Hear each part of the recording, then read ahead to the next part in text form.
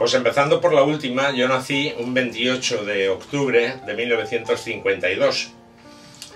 El año que yo nací fue el último año del racionamiento del pan en la España de la posguerra. Y nací en un barrio, que entonces era un barrio de las afueras de Alicante, que era el barrio de Los Ángeles, concretamente en la calle Cerdá.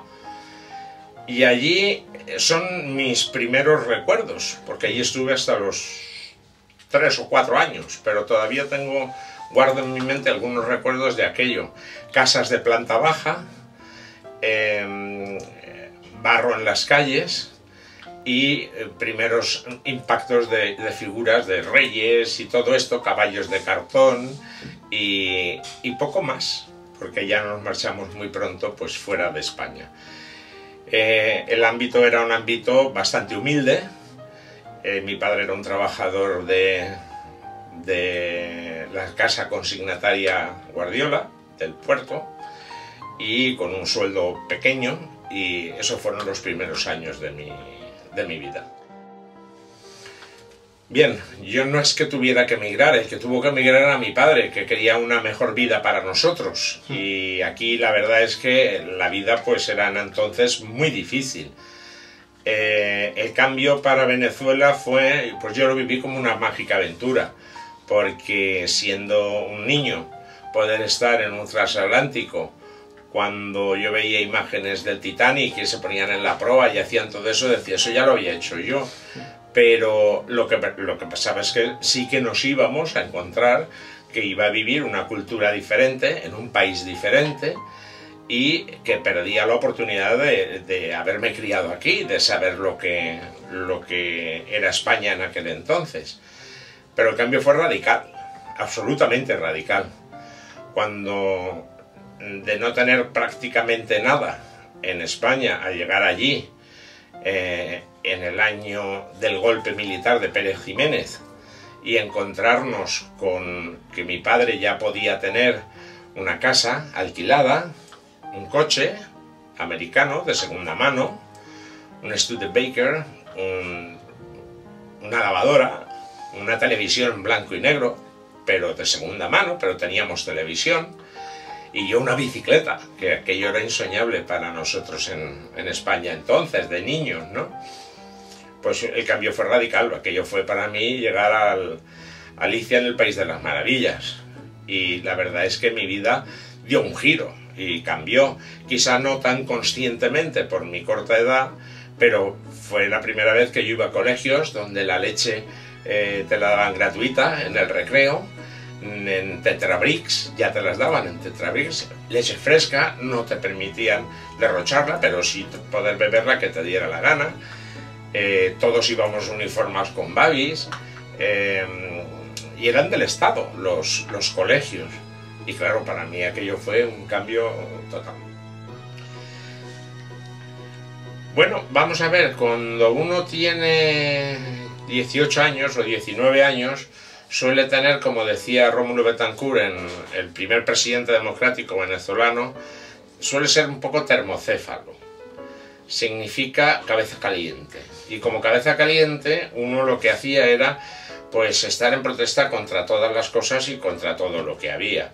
Yo me acuerdo que en mi primer año en la universidad pública, mi primer y único año en la universidad pública, fue un momento duro, fue un momento que estamos hablando del año 71-72, y todavía el franquismo se mantenía con cierta consistencia.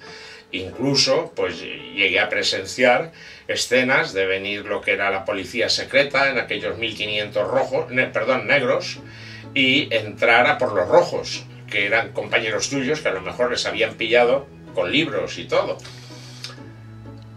Tener en cuenta que en aquella época es difícil que lo podáis entender aquellos que, si os digo que tú te ponías simplemente un folio con la palabra quiero libertad en la explanada, pues a los 20 minutos estabas detenido. La escena que más me impactó, la escena que yo más directamente viví, fue la escena que tuvo lugar en el cuartel de instrucción, estando yo ya en el Arsenal, cuando vino Gutiérrez Mellado a explicar a los militares la nueva Constitución. Y el comandante que se levantó para increparlo, hablando de que iban a votar una Constitución divorcista y atea, me acordaré de esos términos entonces, se armó ahí un guirigay donde fue detenido Atares Peña, donde los jefes se pusieron muy tensos, el ambiente era en los cuarteles muy tensos, y Gutiérrez Mellado, como casi siempre o siempre, dio la talla y pudo hacerse con la situación, pero eran momentos delicados. A mí en aquellos momentos, si me dicen que sacan pistolas, me lo hubiera creído.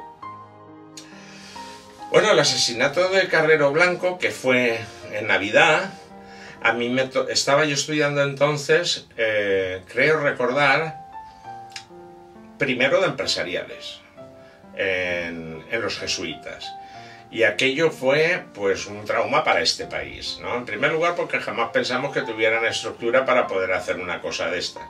Pero a mí me coge en un momento, recién salido de la universidad y de haber pertenecido a grupos bastante más allá de lo que podríamos decir como ultraizquierdistas, y entendía que entonces se producirían cambios fuertes en este país, porque el heredero, que era Carrero Blanco, pues desaparecía como tal. Si no el heredero oficial, por lo menos el heredero in pectore. Y en aquellos momentos recordaré siempre que poco después vino el agarrotamiento de Puig-Antich, de Salvador Puig-Antich, y del polaco Heinz. Jamás sabremos verdaderamente su nombre completo, porque daba lo mismo, era para no matar solamente a Salvador Puig-Antich. Donde los movimientos, digamos, extremos anarquistas estaban empezando a tomar fuerza y a tomar las armas contra el régimen. Y la verdad es que aquello convulsionó bastante la vida política, pero bueno, pues se tuvo la tranquilidad, unos de no mandar a masacrar y los otros de no salir a la calle para buscar esos enfrentamientos fuertes.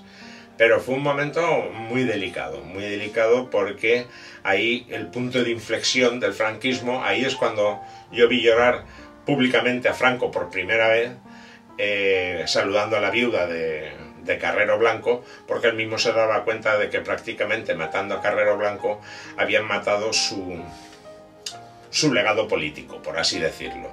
Y entonces fue cuando él no vio más remedio y se volcó directamente con el rey Juan Carlos, con el príncipe Juan Carlos, que luego sería rey de España. Y afortunadamente la frase que libra el posterior golpe de Tejero es una frase que está en el testamento de Franco, que todos los cuarteles lo tenían puesto, que es: sed igual de leales al rey como habéis sido conmigo. Y eso fue lo que nos salvó también después de posteriores intentos golpistas, ya que se le debía una obediencia al rey, y lo que dijera el rey se iba a hacer. Si el rey hubiera querido hacer un golpe de estado, lo hubiera hecho, y si el rey lo paró, pues también se le hizo caso de parar ese golpe de estado.